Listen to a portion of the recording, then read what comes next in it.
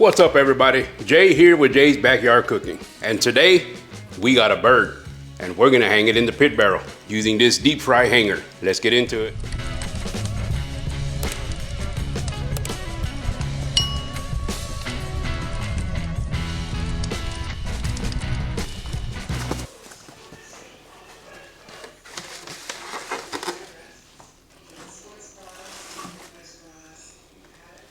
All right, as you can see, I just lined the bottom of this pan with some paper towels just to kind of soak up the water juices that are coming out of here. We're not worried about the internals. We're gonna go ahead and get those dug out. Probably not going to do very much trimming on this. Maybe a little bit of this flab on the end, the tail right here maybe.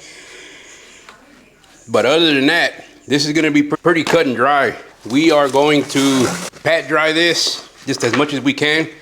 On this chicken here, and I don't know why, but I've always been a big fan of using a mustard binder on chicken. It's just something, I guess, about the tanginess. You don't really taste it, so I can't really say the tanginess, but yeah, it's just something about mustard as a binder on chicken.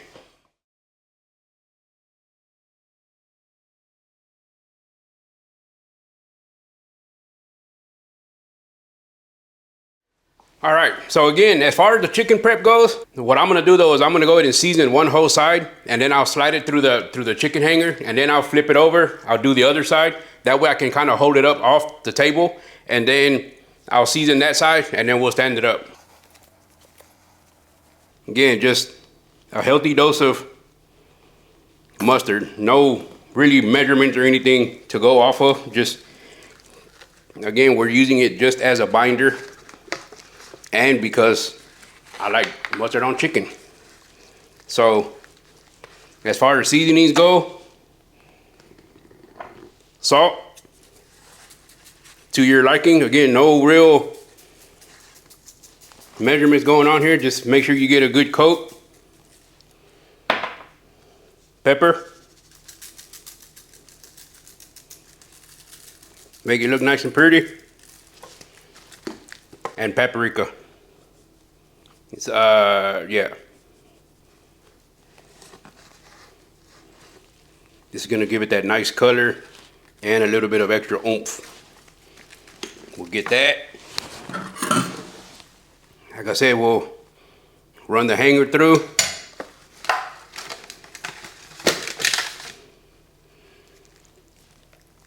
Just like this.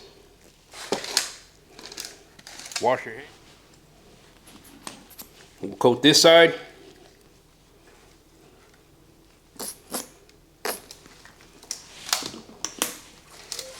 Just like that.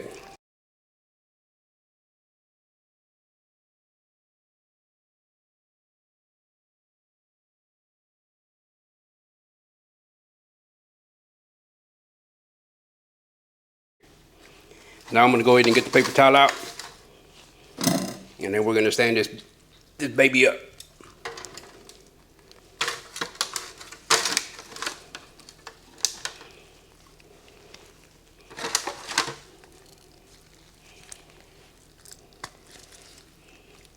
Just like that.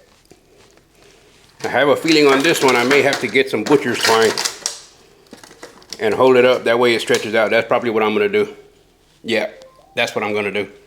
So one of the other things too is when you're messing with pork and chicken, you really want to get everything cleaned up before you put up. So make sure that if for one you have help, use it so that you're not handling all of this stuff. But my wife isn't here today, so I'm doing it all by myself. But I'm gonna get all this cleaned up, put away, and make sure that my area is clean, you know, salmonella and whatnot. And then I'll come back and show you how I decided to do the twine. But I think I'm just gonna do it under the wings and then figure out a way to tie it up here on top. That way it'll stand up straight.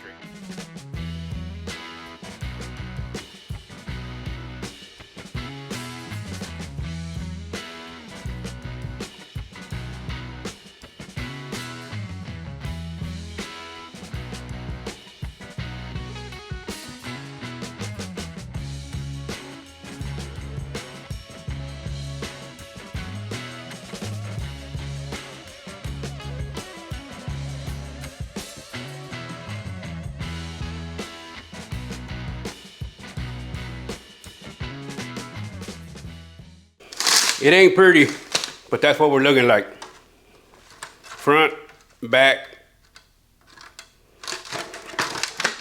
That might be perfect right there. That's what we're looking like. We'll see what it does. So I have some beef ribs in the barrel right now. I'm gonna wait till those get to the point where I wrap them. Once I take the ribs out, then I'm gonna put the chicken in. So this has probably about an hour to sit and rest.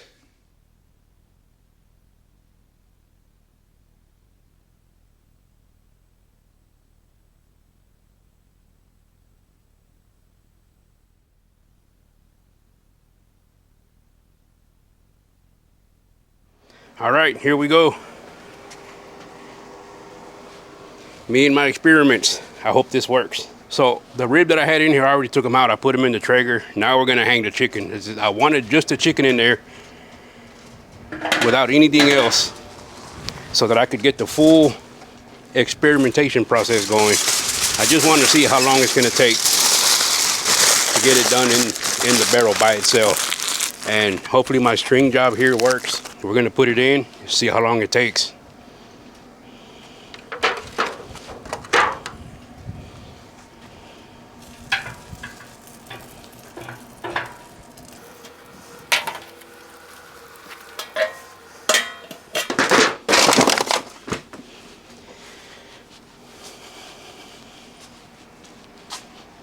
That's what we're looking like right there.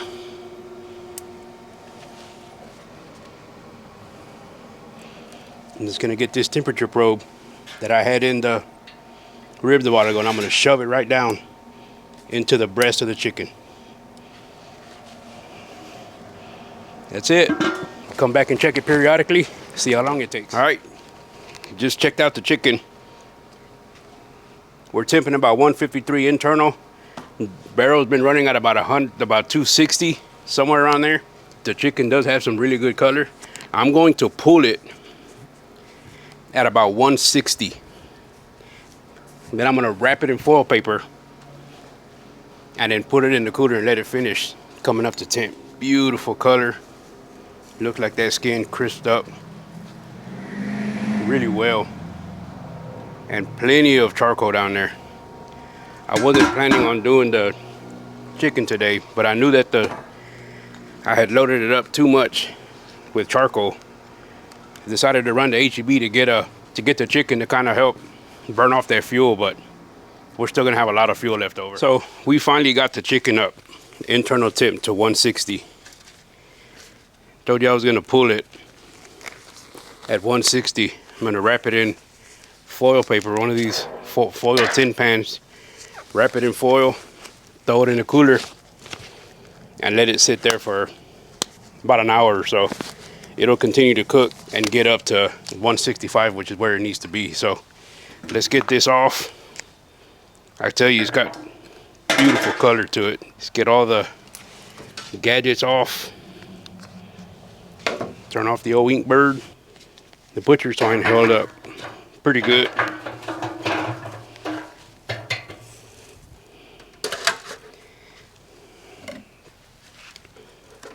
No issues there. Get all this taken off. Get it out of the way. I don't know if you can hear that. Nice and crispy. Oh yeah. Let's get this off the hanger so we don't lose too much heat.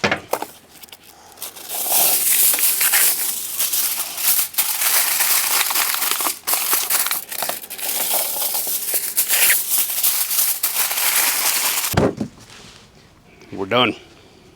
All right, it's been about an hour and a half. I'm gonna go ahead and pull this out, see what it looks like. We're gonna get it served up with some homemade potato salad, some macaroni salad from HEB.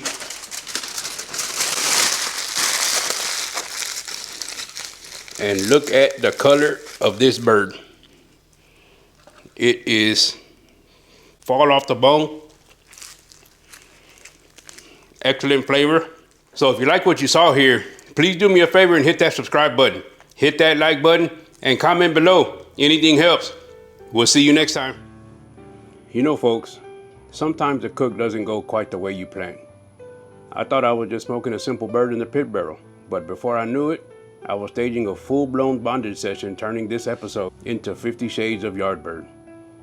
That chicken just wouldn't stand up straight, so I broke out the butcher's twine and tied it down tighter than a dominatrix convention on pay-per-view. Wings spread, legs bound, hanging there over hot coals. If the neighbors peeked over the fence, I'd have been on a watch list. But here's the thing, sometimes a little struggle, a little sweat, even a little kink leads to pure satisfaction. That bird came out juicy, smoky, and begging to be devoured. And while I sipped my bourbon and coke, I realized, whether in love, in life, or in barbecue, sometimes you just gotta get a little dirty, tie it up just right, and let the heat do the rest.